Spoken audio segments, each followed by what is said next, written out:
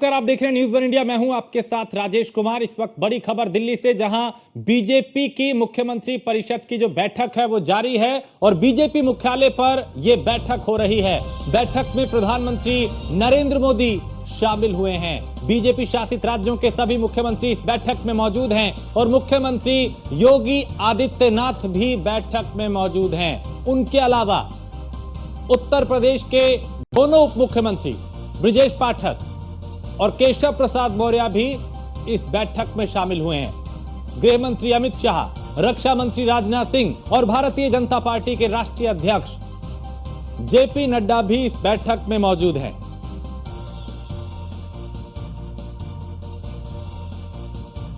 तो दिल्ली में बैठक चल रही है। बीजेपी शासित राज्यों के मुख्यमंत्री इस बैठक में मौजूद हैं और इस बैठक में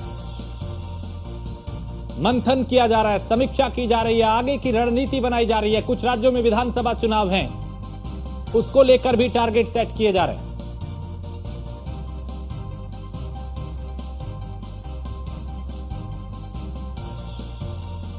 और मुख्यमंत्री योगी आदित्यनाथ ने बीएल संतोष से मुलाकात की है। यानी बीएल संतोष और मुख्यमंत्री योगी आदित्यनाथ की मुलाकात हुई है और सीएम योगी ने अपनी बात बीएल संतोष को बताई और बीएल संतोष मुख्यमंत्री की बातों से संतुष्ट हैं। बीएल संतोष प्रधानमंत्री को अब सीएम योगी ने जो ब्रीफ किया वो उनको बताएंगे और मुख्यमंत्री ने हार का दोष संगठन पर लगाया है। यानी 24 के जो नतीजे आए उसका आरोप संगठन पे मर दिया। दोनों डिप्टी सीएम की भी सीएम योगी ने शिकायत की। सूत्रों के हवाले से जानकारी है, प्रधानमंत्री से मुख्यमंत्री योगी आदित्यनाथ नहीं मिलेंगे। पीएम ने किसी भी मुख्यमंत्री को मिलने का समय नहीं दिया, यह सूत्रों के हवाले से जानकारी। और ऐसे में अगर मुख्यमंत्री और प्रधानमंत्री की मुलाकात होती तो फिर उस मुलाकात के कई मायने निकाले जाते। उस मुलाकात को लेके कहा जा सकता था कि क्या कुछ बड़ा उत्तर प्रदेश में होने वाला है। तो बीएल संतोष अब प्रधानमंत्री से मुलाकात करेंगे, क्योंकि उनसे पहले उन्होंने योगी आदित्यनाथ से मुलाकात की और योगी आदित्यनाथ ने उत्तर प्रदेश के पूरे सियासी घटनाक्रम को लेकर और 24 के नतीजों को लेकर उन्हें ब्रीफ किया, उनको विस्तार से बताया। और अब बीएल संतोष वो सारी बातें प्रधानमंत्री को बताएंगे। संगठन पे हार का ठीकरा फोड़ा, यानी उन्होंने कहा कि जो नतीजे आए 2024 लोकसभा चुनाव के, उसके लिए संगठन जिम्मेदार है। संगठन उतना सक्रिय नहीं रहा। अब आपको यह भी जानकारी दे दें कि उत्तर प्रदेश का सियासी घटनाक्रम ये कि यहां यह कहा जा रहा है कि संगठन और सरकार में सब कुछ ठीक नहीं है, क्योंकि केशव प्रसाद मौर्य के बयान के बाद ही सरगर्मियां तेज हो गई थी कि गुटबाजी है, केशव प्रसाद मौर्य और योगी में दूरियां हैं, विपक्ष ये कहने लगा। कई तरह के बयान सियासत के इस केंद्र में फिर आने लगे और अब माना यह जा रहा है कि उत्तर प्रदेश का जो सियासी घमासान है उसका समाधान दिल्ली में हो गया। दिल्ली में चूंकि बीजेपी शासित राज्यों के मुख्यमंत्री अभी एक बैठक में मौजूद हैं, उसमें योगी आदित्यनाथ भी हैं, दोनों उप मुख्यमंत्री भी मौजूद हैं। बीएल संतोष और मुख्यमंत्री की भी मुलाकात हुई।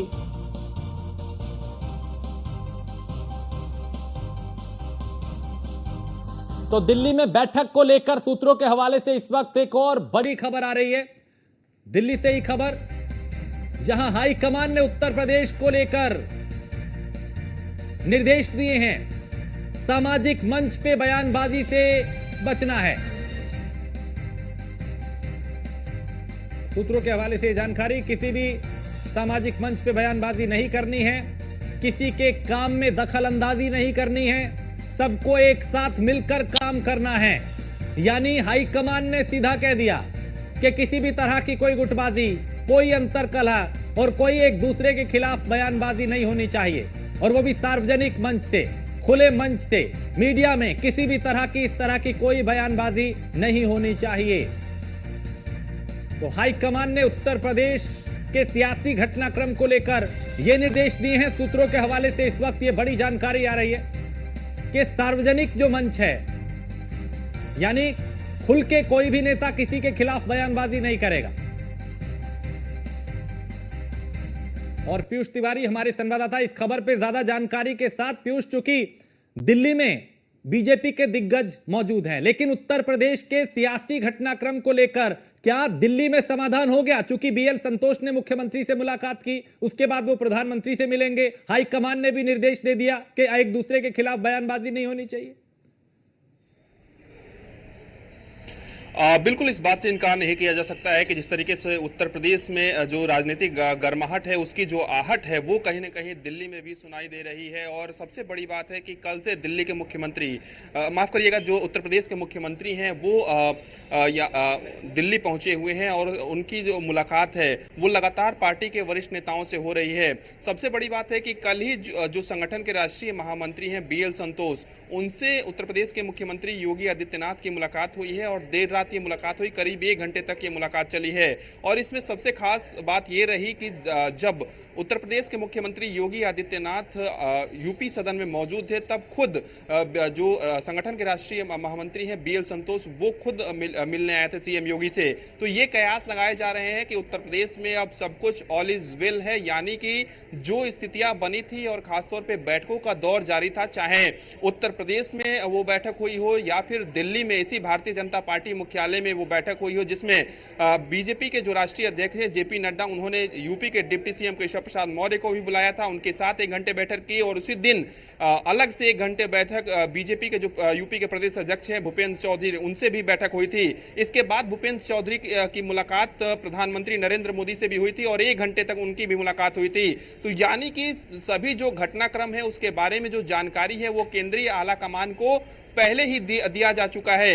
इसके अलावा इस वक्त की अगर हम बात करें तो चूंकि आज नीति आयोग की बैठक भी हुई थी, उसके बाद अभी मुख्यमंत्री परिषद की जो बैठक हो रही है, आपने देखा कि प्रधानमंत्री नरेंद्र मोदी इस बैठक की अध्यक्षता कर रहे हैं। इस दौरान संगठन के जो राष्ट्रीय महामंत्री हैं बीएल संतोष, उनके ठीक बगल में उत्तर प्रदेश के मुख्यमंत्री योगी आदित्यनाथ बैठे हुए हैं और इसके अलावा तमाम जो बीजेपी शासित राज्यों के मुख्यमंत्री हैं उनकी मौजूदगी है।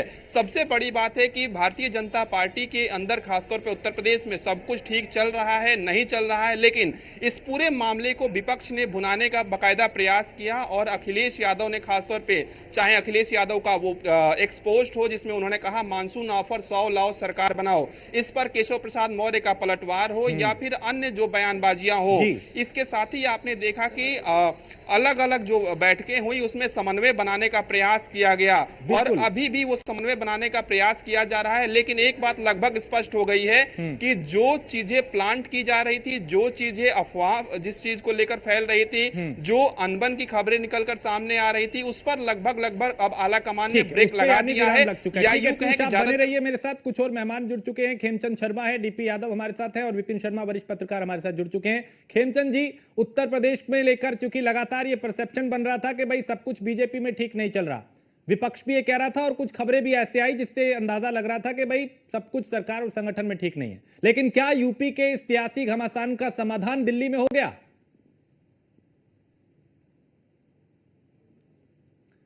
आपने शायद म्यूट कर रखा है सर। नमस्कार, आवाज आ रही है आपको? जी आवाज आ रही है, नमस्कार। देखिए, भारतीय जनता पार्टी में कोई दिक्कत नहीं थी, ये सिर्फ और सिर्फ मीडिया और विपक्ष की कहानियां थी जो अपने आप में वो बताए जा रहे थे। भारतीय जनता पार्टी में संवाद का दौर है, डिस्कशन का दौर है, मीटिंग का दौर है, हम सब जानते हैं। इवन एक परिवार में जो एक बड़ा आयोजन होता है उसके बाद जो बातचीत करते हैं, हिसाब किताब करते हैं, बैठते हैं, फिर आगे की योजना बनाते हैं। वैसे ही लोकसभा का एक बड़ा इलेक्शन हुआ है, बड़ा आयोजन हुआ है और भारतीय जनता पार्टी एक बड़ा परिवार है, तो उस परिवार में डिस्कशन चल रहे हैं, हर स्तर पे बातचीत चल रही है और उस बातचीत को एक दूसरे तरीके से मीडिया ने, विपक्ष ने लिया। लेकिन भारतीय जनता पार्टी में कोई समस्या नहीं है। भारतीय जनता पार्टी एक डेमोक्रेटिक पार्टी है और अलग अलग फोरम में डिस्कशन होता है। जैसे आज मुख्यमंत्री परिषद में मुख्यमंत्रियों के साथ, उप मुख्यमंत्रियों के साथ चर्चा हो रही है, वैसे हमारे यहाँ पे स्टेट एग्जीक्यूटिव होती है, लेकिन ये कह देना कि भाई सब ठीक है, सारी चीजें पल्ला नहीं झाड़ सकते। चाहे केशव प्रसाद मौर्य के बयान हो, चाहे किसी के भी हो, चलिए अभी उस पर आगे हम बात करेंगे, क्योंकि एकदम ये कह देना कि भाई सब ठीक है, वो तो आप कहेंगे कि पार्टी की मजबूरी है, लेकिन ये किसी का बनाया हुआ नहीं था, सब कुछ सामने था, सब दिख रहा था कि संगठन किससे बड़ा है, सरकार की भाई क्यों कहने की नौबत आन पड़ी, ये भी हमको, हम अभी पीछे नहीं जाएंगे। लेकिन अभी डीपी यादव, आप लोग ये कह रहे थे कि भाई बीजेपी में सब ठीक नहीं है, लेकिन जब लखनऊ और दिल्ली के बीच में अखिलेश यादव लगातार कह रहे थे भाई दूरियां हैं, अभी दिल्ली में समाधान हो गया, ऑल इज वेल है सब, तो आपके लिए चुनौती के भाई आप तो सोच रहे थे पार्टी टूटेगी, बिखराव होगा, एक दूसरे के खिलाफ जो है माहौल बनेगा तो फायदा आपको होगा, लेकिन अभी उधर सब कुछ ठीक हो गया दिल्ली में। डीपी यादव, आगे देखिए होता है क्या। देखिए राजेश जी, मैं बताऊं कि जब से 2024 का लोकसभा चुनाव संपन्न हुआ है, भारतीय जनता पार्टी को जिस प्रकार से उत्तर प्रदेश में जनता ने नकारा है, भारतीय जनता पार्टी पूरी तौर से बौखला गई है। भारतीय जनता पार्टी के नेता, विशेषकर उत्तर प्रदेश के नेता, एक दूसरे पर ठीकरा फोड़ने का काम कर रहे हैं, एक दूसरे के ऊपर दोषारोपण करने का काम कर रहे हैं। कोई सीधे आला कमान के कहीं न कहीं संपर्क में है और कोई उत्तर प्रदेश को निपटाने के चक्कर में है। तो देखिए राजेश जी, निश्चित रूप से आने वाले समय में हमें देखना होगा कि उत्तर प्रदेश में राजनीति बैठती है, लेकिन ये मान करके चलिए इन सारी उठा पटक के बीच भारतीय जनता पार्टी के डबल इंजन की सरकार उत्तर प्रदेश की जनता के साथ न्याय नहीं कर पा रही है। उत्तर प्रदेश में सारी व्यवस्थाएं असफल हो गई है, सारी स्थितियां उत्तर प्रदेश में जनता के प्रतिकूल हो रही है। चिकित्सा व्यवस्था चरमरा गई है, कानून व्यवस्था चरमरा गई है और मुख्यमंत्री को केवल यही इसी चक्कर में है कि हमारी कुर्सी कैसे बचे। दिल्ली और लखनऊ एक मुख्यमंत्री थी और दोनों उप मुख्यमंत्री इस चक्कर में है कि ये निपटे तो हम आए इनकी कुर्सी पर। तो आखिर उत्तर प्रदेश की जनता का कल्याण कैसे होगा राजेश जी? ठीक है डीपी यादव, थोड़ी सी आवाज में थोड़ी सी दिक्कत है, मैं दोबारा आपके पास आऊंगा। कुछ आवाज में दिक्कत है, साफ नहीं आपकी आ पा रही, लेकिन मैं दोबारा आपके पास आऊंगा। विपिन शर्मा, उत्तर प्रदेश को लेकर ये कहा जा रहा था भाई बीजेपी में सब ठीक नहीं है, सरकार और संगठन में सब ठीक नहीं है, केशव प्रसाद मौर्य और योगी आदित्यनाथ में सब कुछ ठीक नहीं है, लेकिन क्या यूपी का इस सियासी घमासान का अब दिल्ली में सब समाधान हो गया? क्योंकि यहां दिग्गज हैं, यहां मुलाकातें हो रही हैं, ऑल इज वेल हुआ? राजेश जी, मैं संक्षेप में कई पहलू उजागर करूंगा। पहली बात, ये किसी के बात गले नहीं उतरेगी कि all is well. All was not well. और अभी भी अगर ये ऐसे संदेश देने की कोशिश करी है भाजपा की तरफ से कि यहाँ पर सब कुछ मसला सुलझा दिया गया है, तो ये क्या कोई, आप सवाल ये उठता है कि क्या कोई और विकल्प है भाजपा के सामने? क्योंकि एक तरफ जो इनकी सरकार बनी है, सत्ता पे काबिज हुए हैं 2024 के चुनावों के बाद, तो वो सबको पता है कि किसके सहारे हैं क्योंकि स्पष्ट बहुमत मिला नहीं 2014 और 2019 के साथ जब स्थिति थी। तो यहाँ पर ये बात समझनी है। बड़ी जरूरी बात मैं बोलना चाहता हूं कि देखिए, जब 2024 के चुनावों के पहले हर एक मंच से पत्रकारों का काम क्या है कि हम लोग सारे पहलुओं को उजागर करें, सामने लेके आए। तो वहां पर बोला जाता था कि कांग्रेस की कमियां हम लोग उजागर करते, क्योंकि अगर हम देखें कि मुख्य विपक्ष की भूमिका में क्यों नहीं है कांग्रेस, क्यों नहीं मजबूती से सरकार को घेरने का काम करती, हम लोग उनकी कमियां ये बोलते थे कि ये लोग महज बोलते हैं कि संगठन को मजबूत करेंगे, कथनी और करनी में फर्क रह जाता है। अच्छे सलाहकारों की आवश्यकता है कांग्रेस को, सोशल मीडिया का सदुपयोग नहीं करती कांग्रेस पार्टी। तो ऐसा प्रतीत होता है कि कांग्रेस पार्टी ने अपनी पुरानी गलतियों से, जो गलतियां उन्होंने 2014 और 2019 में करी, उससे सीख ले ली। अभी ये बात है कि सफर काफी लंबा है, चुनौती भरा सफर है कांग्रेस के लिए, कोई बाजी नहीं मारी है, लेकिन एक वापसी हुई है, कमबैक हुआ है कि 99 सीटें जो लेके आए हैं। और वो अलग बात है कि 99, जैसे नरेंद्र मोदी जी प्रधानमंत्री ने बोला कि 99 543 में लाए हैं, 100 में नहीं। लेकिन ये बात है कि मंथन की आवश्यकता है। कई बातें हैं कि जैसे एक आपस के नाते आरएसएस को लेकर, वो अलग बात है कि अब एक नया दिशा निर्देश दिया गया है कि सरकारी कर्मचारी भी शाखाओं में भाग ले सकते हैं, तो एक अच्छी पहल करी है, क्योंकि कोई ना कोई तो कारण है। There is no smoke without fire. अगर ये खबरें आ रही है अफवाह करके, आप इसको नहीं नकार सकते। तो ये कोई ना कोई कारण है कि जो बोला जा रहा है all is not well between Amit Shah and Yogi, और महत्वाकांक्षाओं की बातें हैं, ऐसी तमाम बातें सामने आ रही है। इसके पीछे कोई वजह होगी, ये बेवजह विपक्ष नहीं बोल रहा। और सबसे जरूरी बात है कि भले ही इस समय जेल में है, और जब बीच में आए थे, अंतरिम जमानत मिली थी अरविंद केजरीवाल को, तो उन्होंने एक बड़ी जरूरी बात बोली। उन्होंने बोला कि अभी देखिए आने वाले समय में मुख्यमंत्री योगी आदित्यनाथ को साइडलाइन कर दिया जाएगा। और उसके पीछे अगर हम पीछे जाएं, वजह भी देखें कि 2 उप मुख्यमंत्री का चयन क्यों हुआ। उसके बाद आप बीजेपी की जो पार्लियामेंट्री बोर्ड है, उससे मुख्यमंत्री योगी आदित्यनाथ को दूर क्यों रखा गया। तो यहाँ पर जब तक, देखिए ये समय की मांग है इस समय भाजपा को, क्योंकि जो महारत कांग्रेस पार्टी को हासिल है कि आप बाकी राजनीतिक दलों के साथ मिलकर एक गठबंधन बना सकते हैं, वो महारत भाजपा को नहीं हासिल है।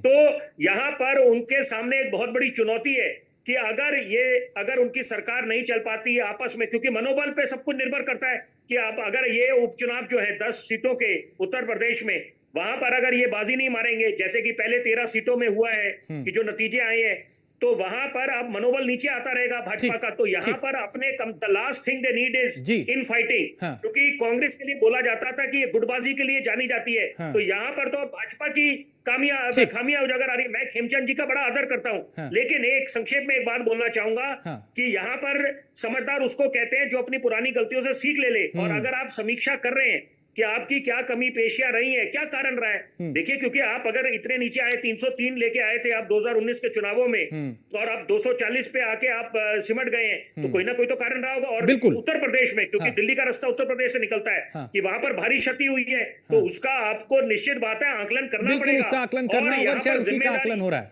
जी ठीक है विपिन जी, मैं दोबारा आपके पास आता हूं, लेकिन पीयूष, ये अभी बैठकों का दौर और भी जारी है, कल भी बैठक होगी। ये हाईकमान ने यह भी निर्देश दिया है कि भाई अब सार्वजनिक मंच से बयानबाजी नहीं होनी चाहिए किसी एक दूसरे के खिलाफ, नेता के खिलाफ, सरकार या संगठन के खिलाफ, यानी जो उत्तर प्रदेश में हुआ उसको लेकर यह हिदायत दी गई है कि अब इस तरह की निजी बयानबाजी नहीं होनी चाहिए। बिल्कुल, सबसे बड़ी बात है कि जो बैठक कुछ दिनों पहले हुई थी उसी दौरान भी इस तरीके की नसीहत दी गई थी, और खासतौर पे सोर्सेस के हवाले से जो जानकारी मिल रही है कि इस तरीके की बातें कही गई थी कि किसी भी तरीके से अगर भारतीय जनता पार्टी के अंदर जो भी चीज़ें निकलकर सामने आ रही हैं वो पार्टी के स्तर पर अंदरूनी तौर पर ही इसको सुलझा लिया जाए, और यही कारण है कि लगातार बैठकों का दौर जारी रहा, चाहे उत्तर प्रदेश की बात करें या दिल्ली की बात करें।